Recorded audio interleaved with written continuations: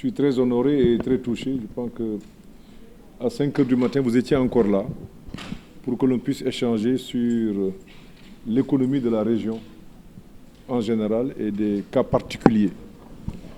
Je voudrais saluer le président de la Chambre de commerce qui nous a fait l'amabilité de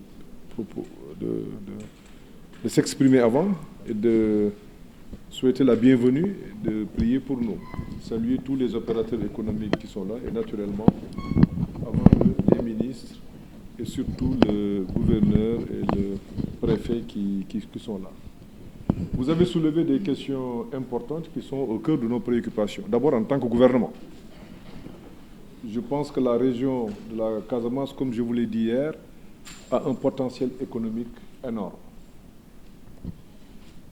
Il y avait néanmoins deux contraintes, en tout cas deux contraintes majeures. Toutes nos régions, nous sommes un pays en voie de développement, toutes nos régions ont des contraintes, mais en Casamance particulièrement, on avait deux contraintes majeures.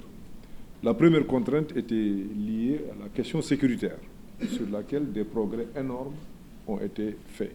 Donc c'est le lieu de s'en féliciter, de rendre grâce au bon Dieu de nous avoir permis de pouvoir échanger, discuter entre nous pour que les enfants du pays qui, nous pensons, ont été égarés, commencent à comprendre que c'est en étant ensemble, dans une seule entité, qu'on peut développer, qu'on peut tous prospérer. Donc cela est extrêmement important. Je pense qu'on est en train d'avancer là-dessus.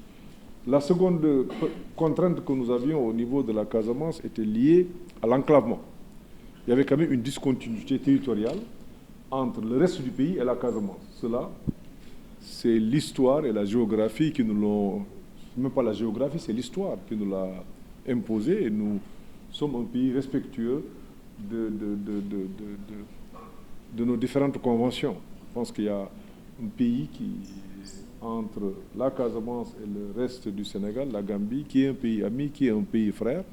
Et la discontinuité était un obstacle par rapport un peu à la Casamance. Dieu merci. Je pense que des progrès énormes ont été faits. Vous l'avez dit tout à l'heure, avec le pont de la Sénégambie, avec le transport maritime, avec le transport aérien. Je le disais hier, la Casamance est la seule région du Sénégal qui a 2 aéroports aujourd'hui. 2 aéroports. L'une est déjà aéroport international, Cap Skirring. Si le défi de l'enclavement ou du désenclavement est réglé, je pense il est très facile de développer, il est très facile de faire de la Casamance le moteur d'une locomotive pour le reste du pays. Ça, vous avez des dotations naturelles qui permettent à la Casamance de jouer ce rôle. C'est pourquoi j'ai été très sensible. Vous avez posé des questions sur lesquelles vous avez mis en place hier un cadre, je pense, public-privé, avec le ministre de l'économie. Et je disais tout de suite au gouverneur, il ne faut pas que ça soit une réunion de plus.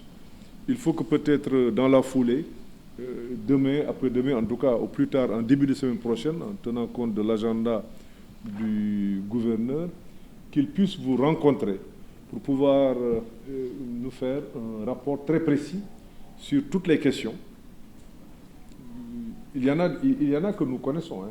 Je pense que actuellement, les 2 bateaux qui sont à l'arrêt, c'est une question que nous connaissons. Et d'ores et déjà, je vais demander au gouverneur de réunir le comité de développement avec vous, parce qu'il faut que ça soit transparent, que l'on s'accorde sur des modalités pratiques de remise des 2 bateaux à l'eau. Donc, il va pouvoir le faire avec vous en début de semaine prochaine, au plus tard. Et donc, vous pourrez échanger avec le gouverneur. Bon, il a déjà retenu jeudi. Donc, vous pourrez vous retrouver, échanger, poser l'ensemble des problèmes. Qu'est-ce qu'il faut faire? Qu'est-ce qui manque? Parce qu'il y a des choses qui manquent.